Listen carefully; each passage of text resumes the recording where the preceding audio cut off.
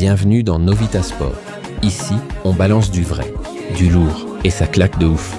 Pas des vibes inutiles, que du contenu qui fait vibrer les léopards. Si tu veux des analyses qui piquent, qui font sourire et des vérités qui réveillent, alors t'es au bon endroit. Mais attention, ça marche que si tu joues le jeu. Abonne-toi, lâche ton like.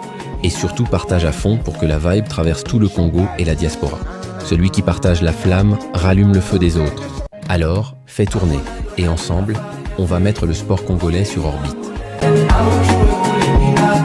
Chers membres de la communauté, c'est avec un profond contentement que je vous retrouve une fois de plus pour ce week-end. Aujourd'hui, nous nous pencherons sur deux jeunes espoirs congolais qui se dirigent vers les prestigieuses écuries européennes. Il s'agit de Jérémy Monga et de Castel Lukeba. Avant d'aborder notre sujet du jour, je préfère méditer sur les réminiscences des fervents partisans de notre communauté concernant les ambitions que nous nourrissons à l'égard de notre équipe nationale dans cette Coupe du Monde. Je perçois une certaine appréhension quant à notre équipe.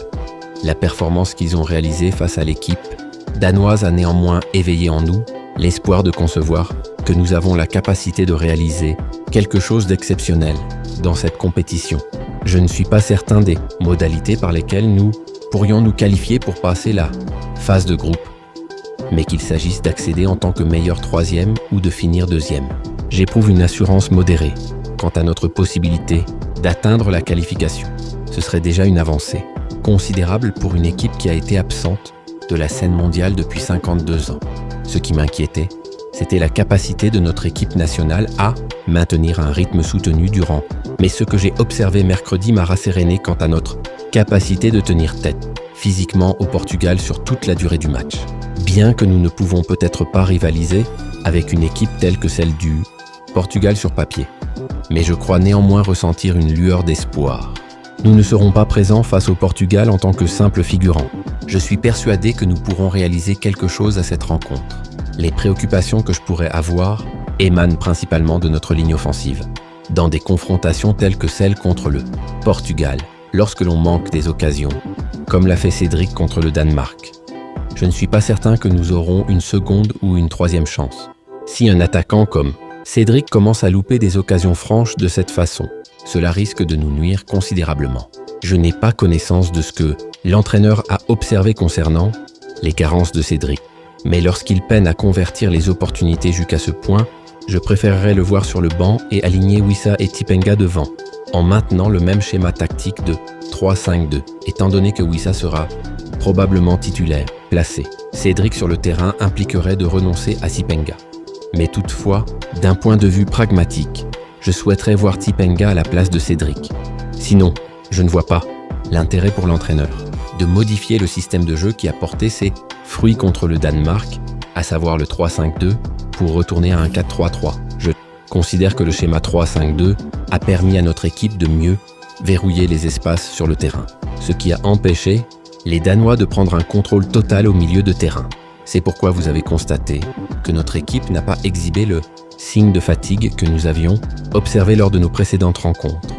Personnellement, je pense que Wissa et Banza seraient un excellent choix en attaque si nous voulons avoir deux attaquants complémentaires. En jouant avec deux avant-centres, il est crucial que l'un d'eux joue le rôle de pivot, tandis que l'autre exploite les espaces.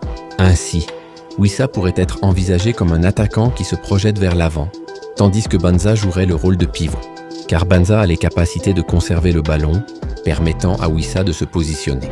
Bien que Cédric fait de bons mouvements de démarcation, mais son manque de clairvoyance pourrait le conduire à manquer des occasions, comme cela a été le cas contre le Danemark. Par conséquent, nous pourrions confier ce rôle à Wissa avec Banza à ses côtés. En effet, Cédric n'apporte pas grand-chose au jeu. Il a du mal à garder le ballon plus de quelques secondes. Donc si nous alignons deux attaquants cherchant à exploiter les espaces sans un pivot, ce serait comme avoir deux joueurs avec le même rôle, sans que l'un puisse bénéficier des mouvements de l'autre. Si l'entraîneur pourrait envisager réellement cette option, je suis persuadé que nous pourrions offrir une performance impressionnante lors de cette Coupe du Monde. En ce qui concerne le milieu de terrain, je pense qu'il serait judicieux d'intégrer Noah Sadiki à la place d'Edo Kayembe, car Edo Kayembe ne propose qu'un engagement physique et manque de technicité. En revanche, Noah Sadiki combine ces deux qualités. Vous avez probablement remarqué qu'après le remplacement d'Edo Kayembe, Noah a apporté une dynamique que Edo n'avait pas. De plus, il est essentiel de garder Nalayel Mukau, car il est le seul capable de donner le tempo. Je pense que l'entraîneur a bien compris les avantages du système 3-5-2. Si ce schéma nous a permis de bien gérer les espaces sur le terrain sans nécessiter un effort physique excessif, je ne vois pas pourquoi nous devrions changer de tactique, étant donné qu'il a déjà utilisé cette tactique lors de notre match de préparation. Je suis convaincu qu'il l'appliquera durant la Coupe du Monde. Si jamais il décidait de revenir à un 4-3-3, cela compliquerait nos interactions sur le terrain. Un tel changement pourrait compromettre nos avantages à antérieur du terrain. Les Danois auraient pu être plus efficaces ce jour-là, mais je suis sûr que notre approche d'occuper complètement les espaces a limité leur contrôle au milieu de terrain, réduisant ainsi leur capacité à exploiter les espaces disponibles. Nous aurons l'occasion d'évaluer une fois de plus notre jeu contre le Chili. Si nous continuons avec le même système qui a bien fonctionné contre le Danemark et qu'il donne encore de bons résultats contre le Chili. Allons, je suis persuadé que cela pourrait devenir une stratégie solide pour affronter n'importe quelle équipe et relever les défis au milieu. Si nous parvenons à reproduire la manière dont nous avons bloqué les espaces face au Danemark, je crois que les milieux portugais auront du mal à manœuvrer. En effet, si les Portugais réussissent à exploiter les espaces au milieu, leur attaque sera dynamique, rendant leur jeu difficile à contrôler. Avec la formation à 3 défenseurs, nous nous sommes sentis beaucoup plus à l'aise. Il est intéressant de noter que le Danemark n'a réussi que 3 tirs cadrés, tandis que nous en avons réussi 4. Cela indique que notre capacité à tirer plus souvent au but que l'équipe danoise est due à leur incapacité à exploiter les espaces, tout ayant été bien neutralisé. Nous pourrions donc adopter une approche similaire contre le Portugal. Pourquoi ne pas envisager un match nul? Si nous réussissons à tenir tête au Portugal lors de notre premier match, je vous assure que nous aborderons le match contre le Chili avec une confiance renforcée. Pourquoi ne pas envisager une victoire face à cette équipe chilienne? Pour ma part, je commence à y croire. Je suis conscient que certains de nos joueurs manquent de rythme, mais la stratégie qui a fonctionné contre le Danemark pourrait nous aider à surmonter ces problèmes de rythme. Car notre équipe peut se regrouper en un bloc médian avec les 5 joueurs que nous avons positionnés au centre du jeu. Si nous revenons avec le bloc bas, ça risquerait de poser des problèmes. Passons maintenant à l'autre sujet. Prodige Kiwele, j'ai pris la décision de réaliser cette analyse en réponse à votre demande insistante. Étant donné votre engagement et vos engagements, chers amis, envers la chaîne, vous êtes conscient que nous avons déjà abordé le cas de Jérémy Monga il y a environ 2 semaines. Revenons donc.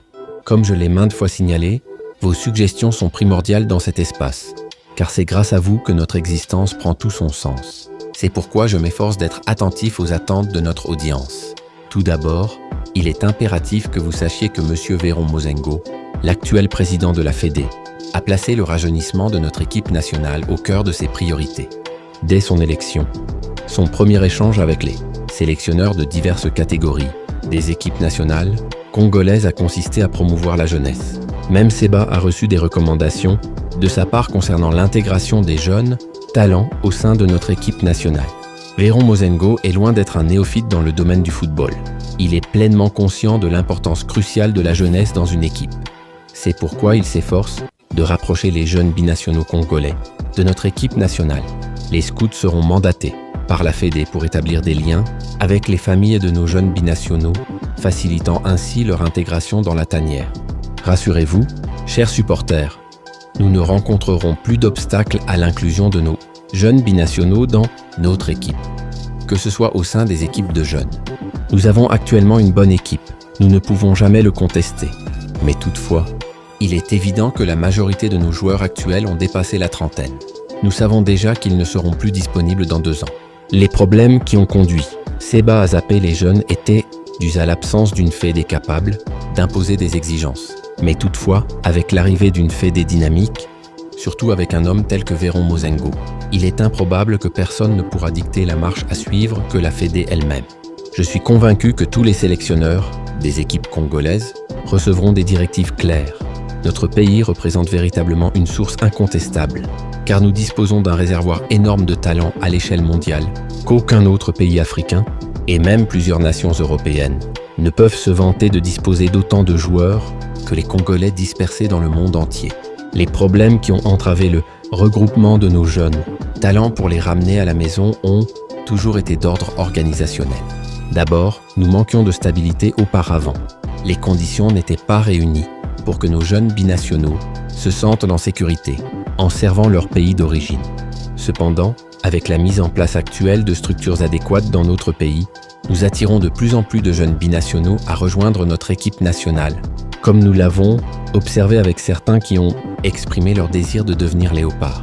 Cette Coupe du Monde marquera la fin d'un cycle, ouvrant ainsi la voie à l'intégration de plusieurs jeunes binationaux ou nationaux au sein de notre équipe nationale. De nombreux supporters congolais ont souhaité voir de nouveaux visages lors de cette Coupe du Monde. Une aspiration qui n'a malheureusement pas été satisfaite. Cependant, soyez patients, car vous constaterez l'arrivée de nombreux jeunes joueurs au sein de notre équipe, juste après la Coupe du Monde, ce qui transformera la dynamique de celle-ci. Il convient également de souligner que, lors du match disputé en Belgique contre le Danemark, il y a eu plusieurs familles de nos jeunes joueurs étaient présentes à Liège pour soutenir notre équipe nationale. C'est un message puissant qui démontre l'enthousiasme des familles de voir aussi leurs enfants jouer au léopard, tout comme ce fut le cas à Liège. Le souhait de voir leurs enfants sur le terrain se fait sentir. L'atmosphère qui régnait à Liège, le mercredi dernier, a incité plusieurs familles, ainsi que les joueurs, à aspirer à se retrouver un jour sur le terrain sous les encouragements des Congolais, tel que ce fut le cas où plusieurs Congolais chantaient pour Noah Sadiki et Ngalayel Moukao. Des membres de la famille de Roméo Lavia, de Noah Mbamba et de Jordi Makengo étaient également présents lors de ce match. De nombreuses familles étaient présentes, même si certaines ont choisi de ne pas se montrer devant les caméras. Néanmoins, ceux qui se sont affichés ont vécu une véritable communion entre la communauté congolaise et les ambassadeurs sur le terrain. C'était un spectacle réjouissant qui commence à susciter l'envie chez tous de devenir léopards. Je vous assure que l'engouement manifeste à Liège a même surpris les supporters danois, témoignant d'un stade vibrant de couleurs jaune, bleu et rouge. Les supporters congolais, si je n'exagère pas trop, c'est les meilleurs au monde. Les atmosphères des matchs de l'équipe nationale congolaise, tant en France qu'en Belgique, incitaient de plus en plus d'équipes nationales à solliciter des rencontres amicales avec la RDC, tant l'énergie y est palpable. Comme si c'était un match officiel. Entrons désormais dans le vif du sujet, en parlant de nos deux jeunes talents. Commençons par Jérémy Monga. Le véritable avantage concernant ce jeune joueur de grand potentiel, en raison de son ascendance anglo-congolaise, c'est ce qui nous donne davantage d'opportunités de le voir un jour intégrer notre équipe nationale. En effet, l'imminence de l'internationalisation de binationaux anglo-congolais rend leur intégration au sein des léopards plus aisée que celle de ceux ayant des nationalités belges ou françaises, car ces deux nations puissent leur force dans des talents d'ascendance africaine, ce qui n'est pas le cas des équipes comme l'Angleterre, l'Allemagne ou les Pays-Bas. Jérémy Monga suscite déjà l'intérêt de plusieurs clubs européens de renom. Comme nous l'avions mentionné précédemment, l'intérêt d'Arsenal, à son égard, est supérieur à celui d'autres clubs qui le convoitent. Ce jeune joueur prometteur se distingue cette saison en Championship avec Leicester, bien que son club ait été relégué en 3e division. Mais ses performances ont attiré l'attention de nombreux clubs de premier plan. À présent, il se prépare à rejoindre l'un des clubs les plus prestigieux des 5 principaux championnats au monde. De notre côté, il est impératif que nous agissions immédiatement. Si cela n'a pas encore été fait, il est temps de rencontrer sa famille afin d'établir un lien entre son entourage et notre équipe nationale.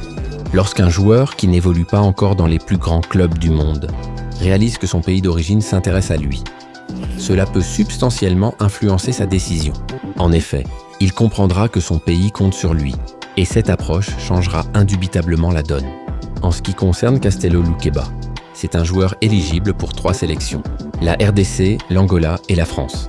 Cela pourrait susciter des inquiétudes, mais actuellement, dans l'équipe de France, de nombreux jeunes défenseurs s'imposent déjà. Ça peut être difficile, pour lui bien qu'il a un talent de ouf. Pierre Kaloulou a été victime de cela. Cela pourrait nous conférer un avantage non négligeable pour attirer ce jeune talent dans notre équipe. Je ne le vois pas aujourd'hui choisir l'Angola, dont le potentiel au niveau international est en déclin. Par conséquent, il pourrait être plus enclin à privilégier ses racines congolaises, car ses parents ont des origines congolaises. C'est un talent exceptionnel que nous devons surveiller de près. Il pourrait être le successeur inéluctable de Chancel Mbemba, Tuanzebe ou Capuadi. Un défenseur gaucher, doté des qualités indispensables pour neutraliser son vis-à-vis, est un bien rare dans les effectifs africains. Si nous parvenons à le convaincre de rejoindre notre tanière, cela constituerait une garantie remarquable qu'il pourra servir notre équipe nationale pendant plus de 15 ans, aux côtés des autres jeunes, talents déjà présents ainsi que de ceux qui intégreront l'équipe. Des talents comme Seny Mayulu, Believe Munongo ou Roméo. Lavia suivent tous de près l'évolution de notre équipe nationale. Bien que certains puissent affirmer que certains d'entre eux hésitent à intégrer notre équipe.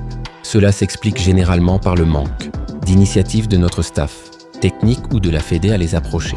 Il est donc regrettable de commencer à condamner ces jeunes qui n'ont jamais exprimé un refus.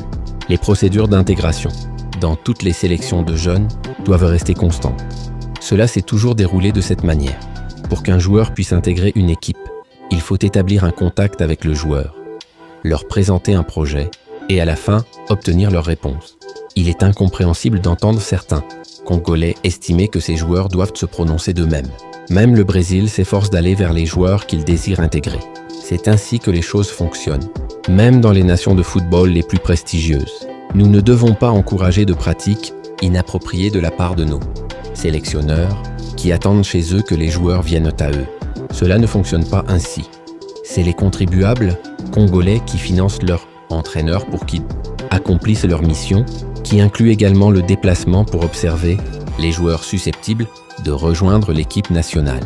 Nous ne devrions pas nous contenter d'un entraîneur qui gère uniquement la logistique de l'équipe nationale en se consacrant à la négociation d'hôtels et de repas, tout en négligeant ses responsabilités de suivi des joueurs de l'équipe nationale pour évaluer leurs performances pour les futures convocations.